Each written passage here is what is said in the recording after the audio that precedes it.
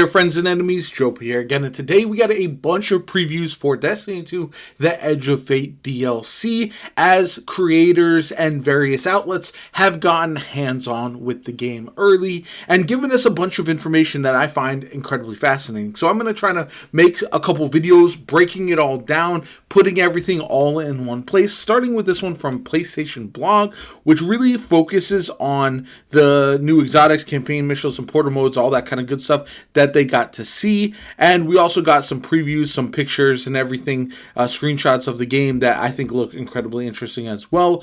And I want to kind of go over all of that. So why send a train to invite us to a black hole? That's the question. So the mystery sets the stage for The Edge of Fate, the upcoming expansion.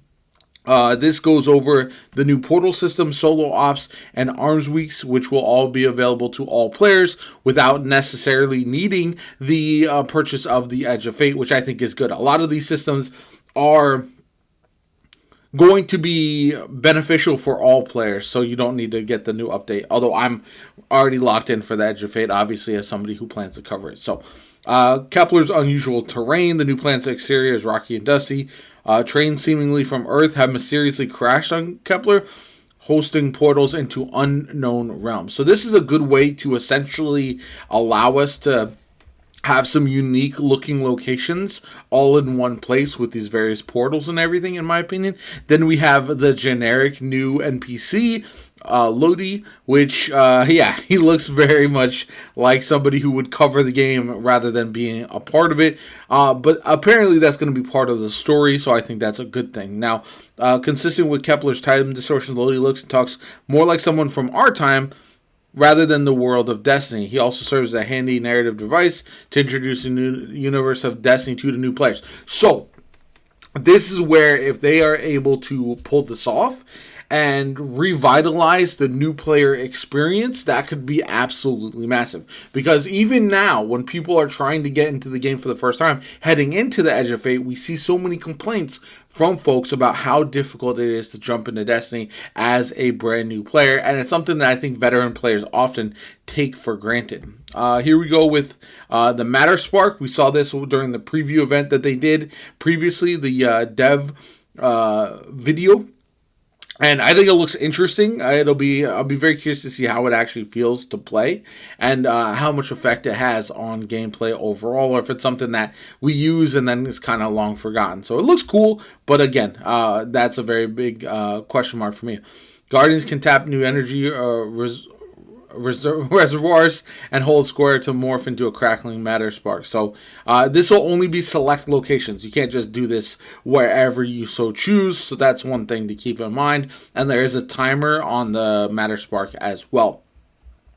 We got teleport with the relocator. This is another option that we're going to have, which again, could be interesting to find some puzzles here that you can only navigate with the various new mechanics that we're going to see on Kepler. So I think that's cool. And it'll be interesting to see, again, how they integrate this and if there's going to be some hidden secrets to find. That's where I think Destiny is kind of underrated at times, is when they have a lot of really interesting secrets for the community to chase. I feel like that's really something that they do well and something I want to see more of. Then we have this, which is the Matter Morph, which allows you to change the environment. And you see here, it's kind of similar to where you pull out your ghost and you'll have some like hidden platforms that you can use on like the Dreadnought, for example. I think this is a kind of expansion of that type of format. And I think now it's even more player agency type of feeling with this these new updates. I just hope that they are interesting enough that has us looking and exploring every single location that we find on Kepler, so that way we can hunt for secrets and really utilize these mechanics to the best of our abilities at the time. So I think that's something that could be good, but again, it remains to be seen how that's implemented. Here we go with the new exotic weapons. This is the new hand cannon, which looks insane. So, Graviton Spike is a hand cannon with arc and stasis modes, one charging the other as you shoot. So you see here, Yeah. Oh, okay. So you can make a pretty interesting build. Oh, also, quick note: this is the new shooting range, the training location where you can go and test out weapons and see how much damage they do, test out your builds, all of that kind of good stuff, which I think is awesome and long overdue in the game. But yeah, so this is the probably the most interesting of the weapons that we've seen so far. Being able to have like an arc stasis build and you can lean into both with one single weapon is awesome. Kind of reminds me of Tessellation, but with like a more unique feel. So that way, even though you can with Tessellation you can have multiple different options, you have to hold the change. This one you're instead going to be charging it up and you're going to have access to all the different keywords for your stasis and arc builds.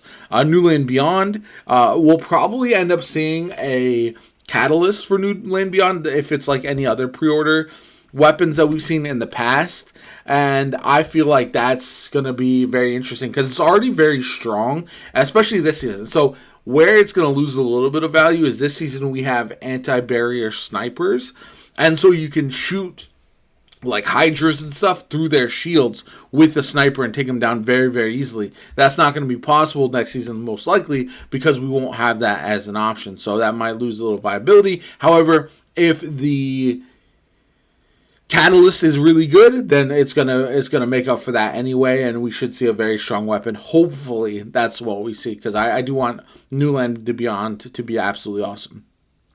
Third iteration, this is what he says is his favorite.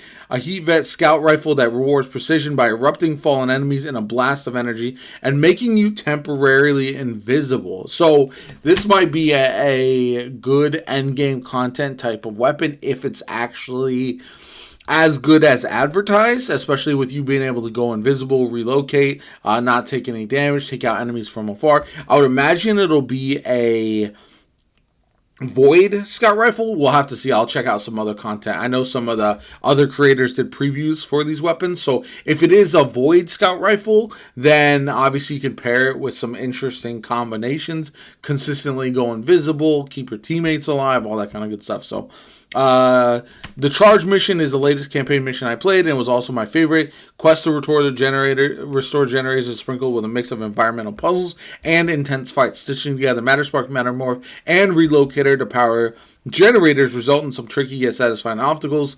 The mission culminates in a battle against two bosses with shields that can only be destroyed by the Matterspark's powered up overchargeability activated with L1 and R1.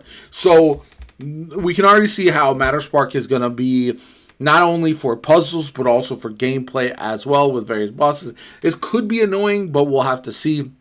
That sounds like a fun mission, though. And again, for those who like puzzles and overcoming various challenges, not just with the highest DPS possible, it could be very, very good. Power Plant Siege. The transient campaign mission tasks players to disable the House of Exile's power plant. This cavernous facility hosts tech drawing energy from the planet's fungal colonies. At one point in the mission, enemies rig explosives that must be diffused by defending a radius for a set period. We've seen that before in Destiny 2. I think it's fine as an objective. The ultimate goal is to overload the station's core to disable an enemy warship with an immense power surge. Here's what the general layout of the portal looks like. It's got the event on the left. You've got Solo, Fireteam, Pinnacle, and then Crucible. All of that is very good. You got Seasonal Hub, all that as well. And Eververse, it'll tell you when. Of course, it tells you when there's new Eververse items in the store. You wouldn't be Destiny without that. Portal menu is what that is exactly. Solo Ops, which I think is good, allows for players who are pretty much only solo players to have their own activities to tackle at any given time. The solo ops they played as assault mines, hunt and destroy splinter targets throughout a cavern, and blast through a gauntlet of bosses in the final stretch. Conflux, clear and trench enemies from a cave network, then fight a shielded boss across floating platforms. Disable shield by throwing falling energy orbs at it. And then K1 Logistics, that is a lost sector. So again, I will see. I'm cautiously optimistic about solo ops. I feel like sometimes it's impossible for solo ops to feel as rewarding as match made or fire team activities when you don't want it to be as difficult. Maybe they have some solo ops that are just as difficult as endgame content, only they're customized for solo players. But difficulty is the most important part, because you don't want, the problem with the Destiny community is if one option is easier than the other, the easier option, the better loot, the one that you are easily able to obtain loot, like we've seen it with like the loot cave, that's what most people are going to play, regardless of which one is the most fun, the most engaging, and stuff like that. And that's unfortunately the reality in a loot-based game. We got armor set bonuses. I'm really excited about these. I think this is going to really shake up the way people play with these armor set bonuses, because you're going to have multiple armor sets. Right now I use one set basically, and that's it. The Aeon Renewal armor characteristic rewards 2 matching set pieces with a weapon-based speed boost and 4 matching set pieces with a reactive speed boost when afflicted with slow or stasis. So, again, interesting options there. Arms weak and the shooting range. Shooting range is what I was just talking about. It looks awesome. Will be hugely beneficial to the community. And then also we've got arms weak. So that's going to be Arms Week also features new weapons and mods to chase, events to complete, and more. Overall, I think this is a big positive change for the game in a lot of different ways. We're seeing like Matter Spark and stuff like that allow them to do different things with puzzles. For a long time, puzzles have largely been dunking objects, using shooting certain symbols. Now we finally have ways to do it a little bit different. I think that's good. New exotics look interesting, could be very good for build crafting. Armor set bonuses, also I think a good thing, long overdue in my opinion, something that I think could have shaken up. And the biggest reason for this is there's no reason to chase armor in the game right now outside of the exotic class items. Other than that, it's like once you have your armor with your good stats, and once you have it fully maxed out, then it's gonna be not really necessary to like have any new armor drop, and it kind of defeats the purpose. It's always felt underwhelming to get armor pieces instead of weapons, but now you might be hunting for specific, not only the power bonuses or whatever, the stat bonuses for your armor, but you're specifically looking for those stat bonuses, and I think that's a massive step in the right direction to allow people to really want to chase armor rolls as well. So hopefully it works out that way and it's something that is as good as advertised. Anyway, let me know what you guys think in the comments down below. Are you excited about the new update and the new DLC coming in July? Let me know. My name is Jopa. Have a good one, and I'll catch you all later.